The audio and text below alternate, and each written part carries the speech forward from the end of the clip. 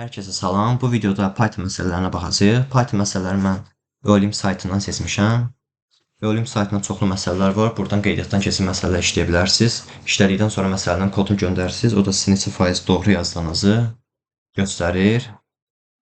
İndi buradan dimin imtahanı düşə biləcək suallar seçmişəm. Həmin suallara baxaq. Birinci sualımız 2-nin qüvvəti. Demək, şərt belədir. Giriş faylında ardıcıl olaraq 2-nin qüvvətləri, yəni 2-dən 2 üstə n-dək ədədlər aralığında boşluq işarəsi olmadan yazılmışdır. N-in qiyməti tapın. Tək sətirdə aralığında boşluq işarəsi olmadan n sayda 2-nin qüvvətləri ardıcıl yazılıb, n-i çap etməli. Yəni burada 7 dənə, yəni 2 üstü 7, 128-də kimi 2-nin qüvvətləri bitişik şəkildə yazılıb. 2, 4, 8, 16, 32, 64, 128. Biz burada 7-ni, yəni 128, 2 üstü 7-nin üstündəki 7-ni çap etməliyik. İndi keçək bunu kompilyatördə yazaq. Bizə demək birinci nə lazımdır? N-i daxil etməliyik. N-i biz string kimi daxil edək. N bərabərdir int. Input yox, input string kimi daxil edək. Daha sonra nə edə bilərik? Daha sonra şərtdə baxaq.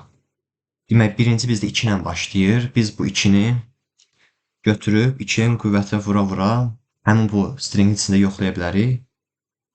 Daha sonra break ilə dayandıra bilərik. İndi bu kodumuzu necə yaza bilərik?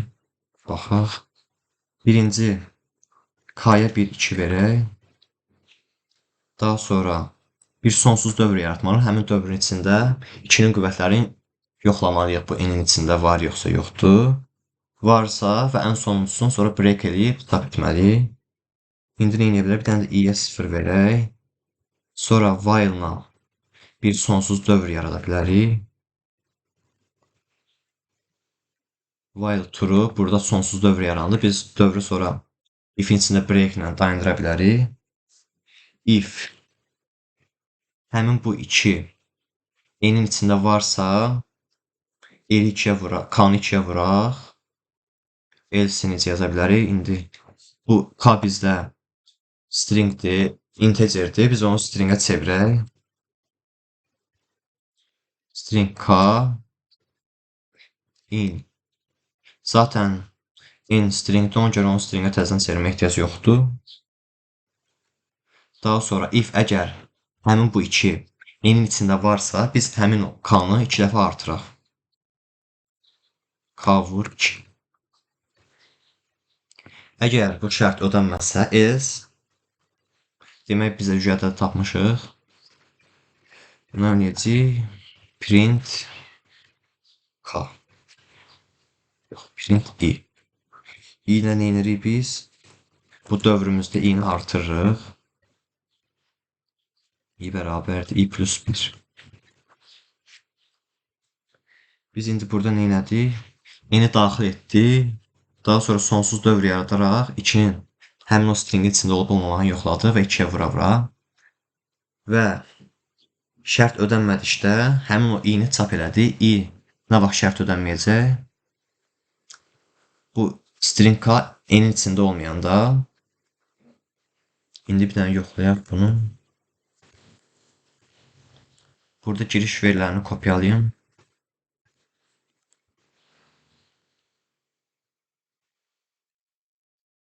Burada sonsuz dövr yaratmışam. Və 2, 4, 16, 32, 64, 128 daxil edəndə 7-ni çap edin. Başqa yoxlayaq. 2, 4, 8, 16. 2, 4, 8, 16-da da 16, yəni 2 üstü 4-ü 4-ü çap edir. Kodumuz düzgün işləyir. Bu kodu mən yazmışam. Baxın öz yazdığıma. Burada kodu yazıb göndərmək olur. Bir il əvvəl yazmışam bu mən Pythonda. Burada öyrədim sizə. Burada Python dilini seçib. Fərqi yoxdur. Bunlardan birini seçib. Burada Python kodunu belə kopyalayayım, atım. Sonra əvvəl yazdığım koda baxaram. Çalışdır. Təqdim et.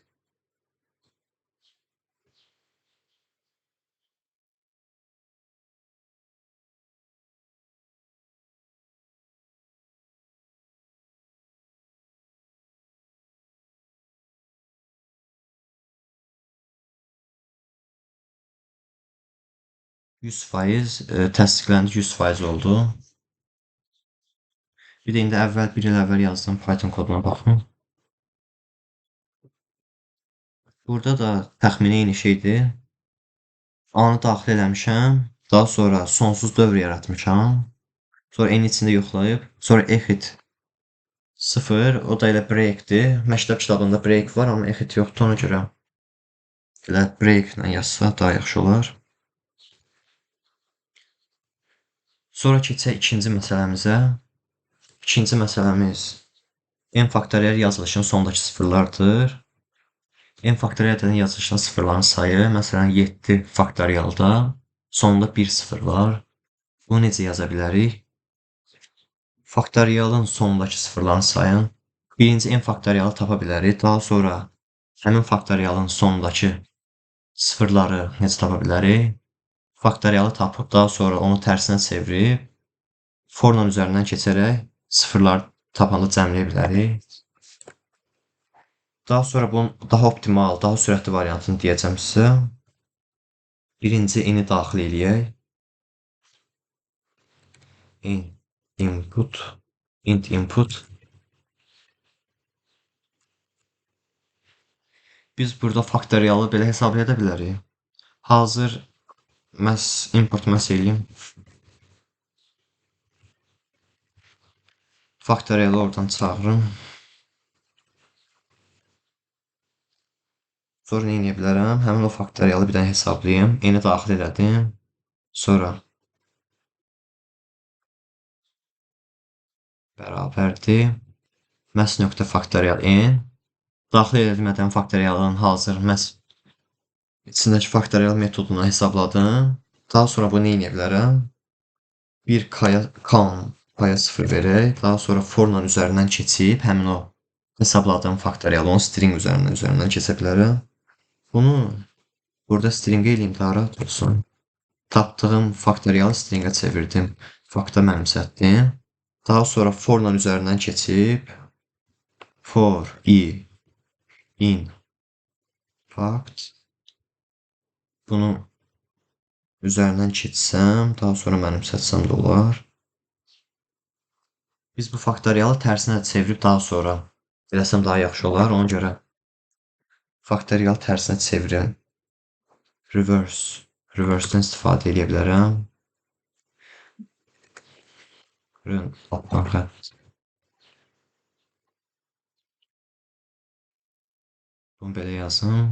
Reverse faktorial. Burada mən nə elədim? Faktorialı tərsinə çevirdim. Daha sonra mən burada faktorialı yox, tərsinə çevirmiş faktorialı üzərindən keçib if əgər i bərabərdirsə onun içində olan string sıfırına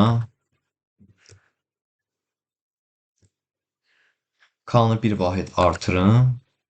Əgər else yoxdursa break-lə dövrdən çıxım. Daha sonra print həmin o cəmlədiyim k-ların cəmi. Burada if i bərabərdir 0. Burada bu string 0-dır. Çünki bu burada stringə eləmişdik onu. Bir dənə yoxlayaq bunu. Bu yazdığım kod məntiq olaraq düzdür. Bir dənə yoxlayaq, baxa işləyirmi? 7 daxil eləyəndə 1 çıxmalıdır. Bu işlərdir, bir dənə də yoxlayaq. 12 daxil eləyəndə 2 çıxmalıdır. 12 daxil eləyəndə 2 çıxır. İndi izah edeyim burada nə elədim. Birinci import məhz kitabxanasının içində olan faktorial metodu var. Onun çağırması import məhz elədim. Daha sonra n-i daxil elədim. Sonra biz faktorialı def-lə yazıb hesablamaq da olar, ya da for-la yazıb faktorialı hesablayıb daha sonra bu əməliyyatda edə bilərdim, amma hazır məhz funksiyasının içində, məhz funksiyasının içində məhz faktorialı istifadə elədim. Məhz kitabxanasının içində olan faktorial metodunu istifadə elədim. Onu sonra stringə çevirdim. Onu reverse metoduna tərsinə çevirdim. Daha sonra for dövrünə həmin o tərsinə çevirdiyim faktorialın içində bir-bir elementləri götürüb, sıfıra bərabərdirsə, k-nı bir vahid artırdım. Amma else, if şərtinə bax ödənməyəcək, əvvəldəki sıfırlar gələcək, amma başqa ədəd gələndə artıq break, else girib break olacaq və count çap edəcək. Bu məsələni bölüntüdə yazsam, bilirəm ki, faiz aşağı verəcək. İndi bir dənə yoxlayaq. Burada çünki optimal yazmaq lazımdır, sürətli məsələni yazmaq lazımdır. Məsələni burada təqdim edeyim.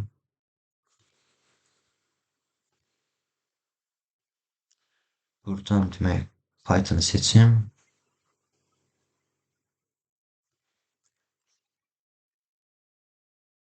Təqdim et. Kodumuz düz işləyir, amma 35% verdi daha sonra qırmızı. Çünki biz burada çox əməliyyat elədik. Bir faktorialı hesablayır, tərsini çevirir. Daha sonra for dövrünə bütün gedir. Bu məsələn böyük rəqəm olsa, 20 faktorial olsa, dənə-dənə sıfırları sayacaq. Kodumuz yəni tam da optimal kod deyil. 35% verdi. Amma dimdə yazmaq olar yəni bunu. İmtahana düşsə problem yoxdur yazmağa. Bunu başqa cür daha optimal necə yaza bilərik? Demək, n-i daxil eləyək. N input. Demək, n faktorialın içindəki sıfırların sayı, n faktorialda sıfırlar necə yaranır? Onun sonunda olan sıfırlar 10. Demək, həmin o n faktorialın içində 10 vuruqlarının sayıdır. 10-dakı 2 vur 5-dir. Ədəd faktorialında da 2-lərin, 5-lərin sayını biz tapsaq, indi burada 2-lərin sayını, yoxsa 5-lərin sayını, 2-lərin sayı daha çox olduğundan biz burada 5-lərin sayını tapsaq, biz tapa bilərik ki, onun içində nə qədər 10 vuruğu var. Həmin 10 vuruğu da həmin o n faktorialın sonundakı sıfırları yaradır. Biz burada nə edə bilərik? N-i daxil elədik, daha sonra s-ə 0 verib, while-la həmin o daxil etdiyimiz n-i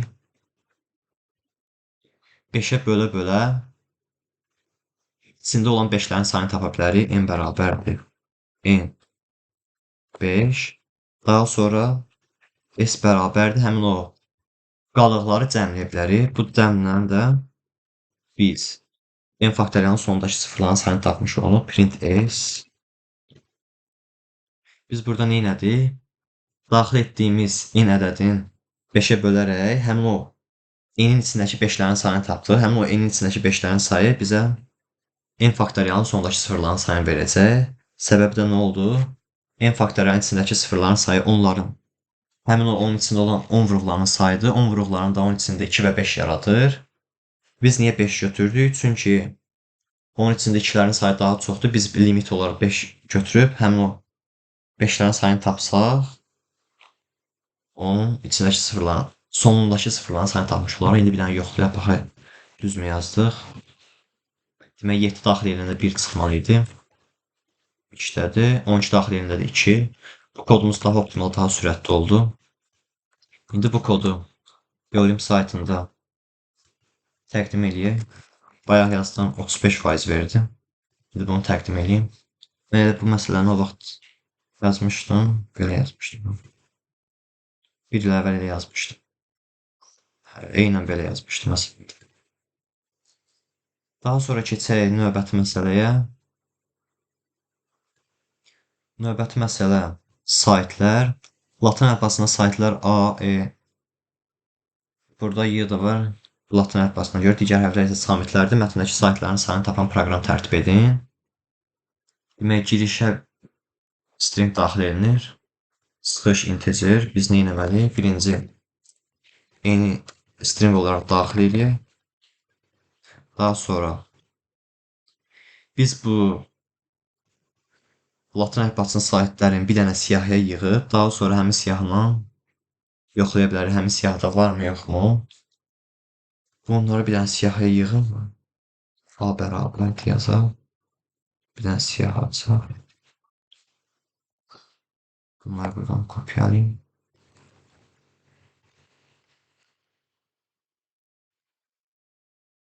Bunları belə daxil edə bilmədən onların hamısını stringə çevirməliyəm.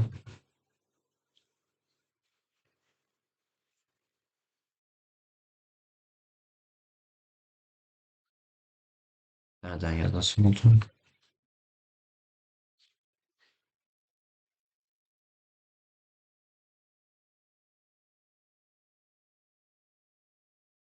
Hamısını bunu daxil elədim. Daha sonra forla həmin onun içindəki yoxlaya bilərəm. Bir dənə k-ya 0 verin. For i in range. For i in. Həmin bu A siyahısı yox. Biz bu həmin daxil etdiyimiz string içindən yoxlayaq varmı yoxsa yoxmu?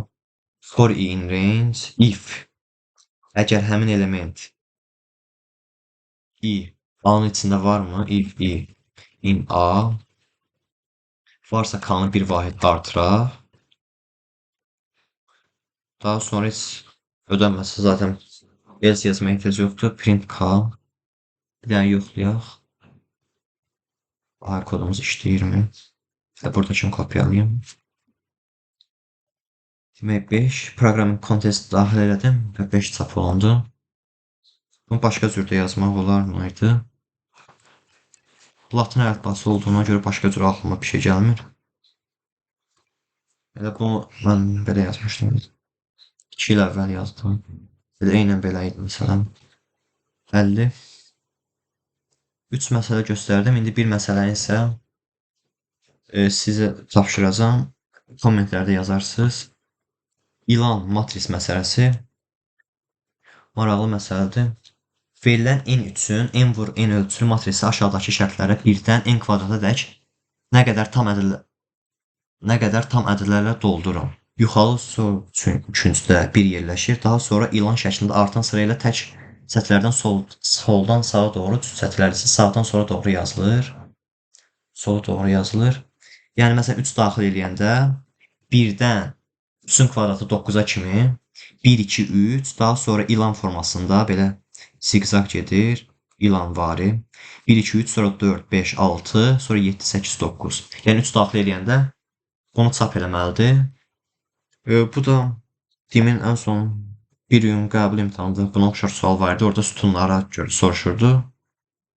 Bu məsələdə isə həmin 3 daxil eləyəndə həmin bu matrisi yaratmaq lazımdır.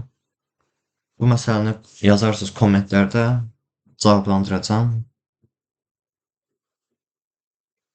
Maraqlı məsələdir. Mən yazmışam 2 il əvvəl. Üstünə çox fikirləşmişdim. 2 saatdan çox yəni fikirləşib. Amma ChatGPT-ilə yazmırdıq. Universitetdə özümüz yazırdıq.